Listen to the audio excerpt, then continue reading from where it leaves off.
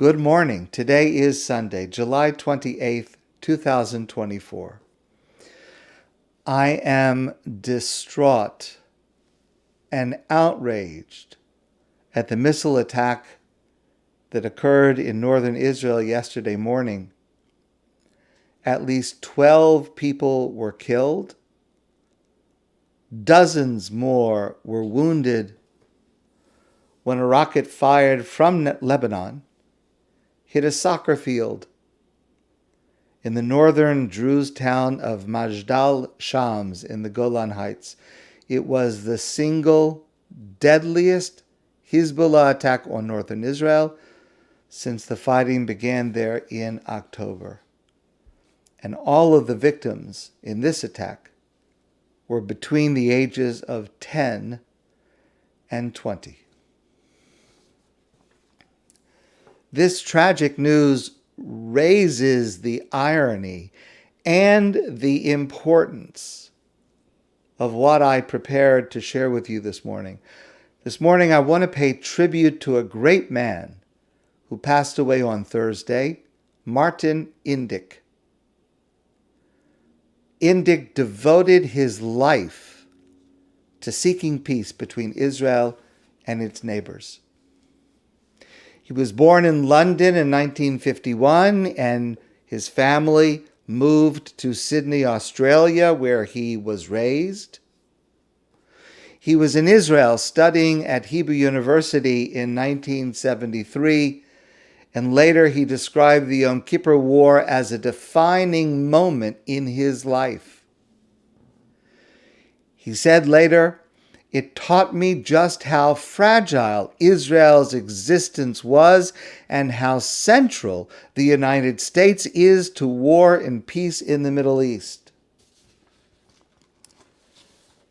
As a result of that, he stayed on in Israel and volunteered on a kibbutz, considered making Aliyah at that time, but decided to go in a different direction.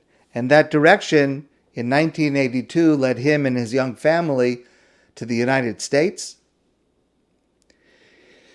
He began his Washington career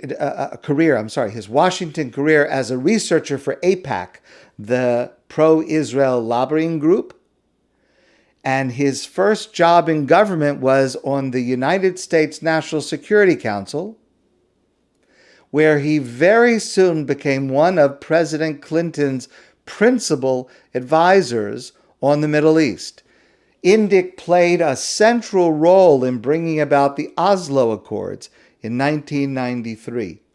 In 1995, President Clinton appointed him ambassador to Israel, making him the first Jewish American who was an ambassador to Israel.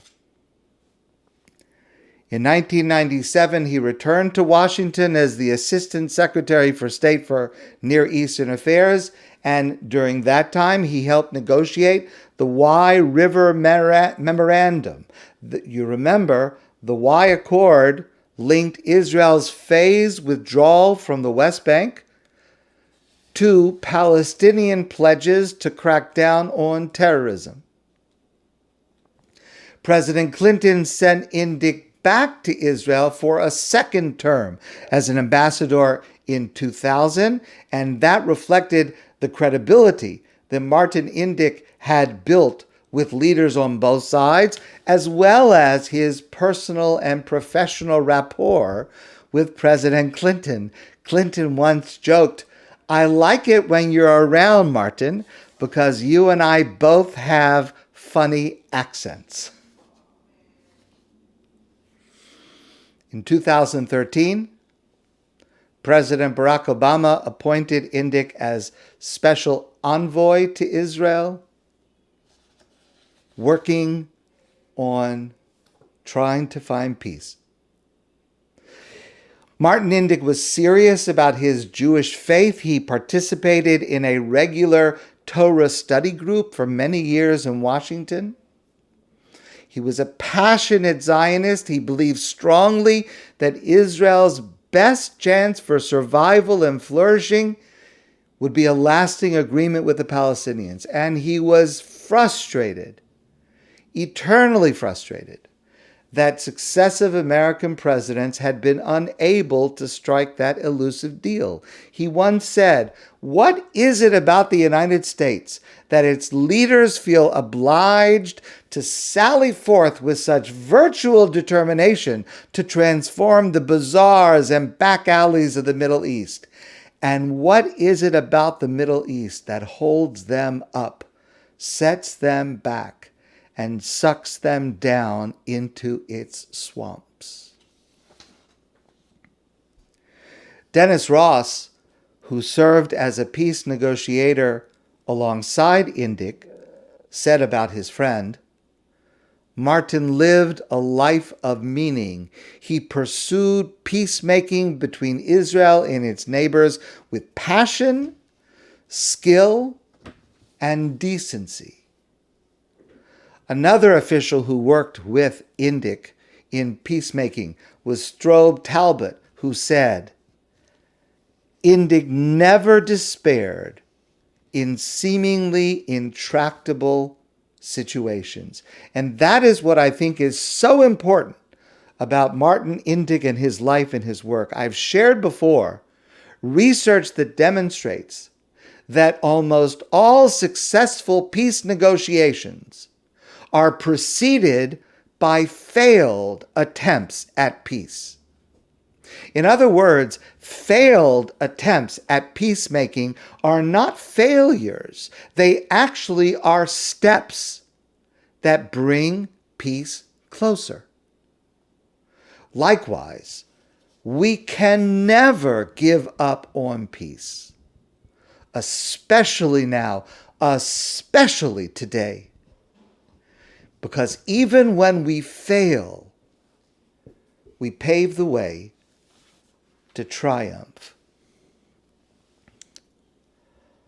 One of the last public events that Martin Indyk participated in was an event in New York City that was held in his honor in December 2022.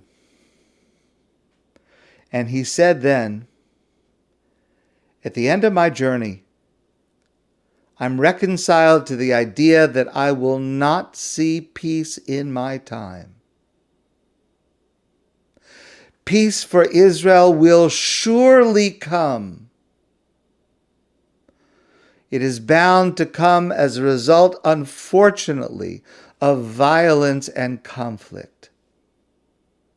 But he concluded, "The arc of the Israel-Israeli conflict is long, but I know from my experience it bends towards peace." Martin Indyk, of blessed memory, may his memory be a blessing and a roadmap for us to continue to follow towards peace. My friends, I wish you a great day, and I look forward to seeing you soon in person.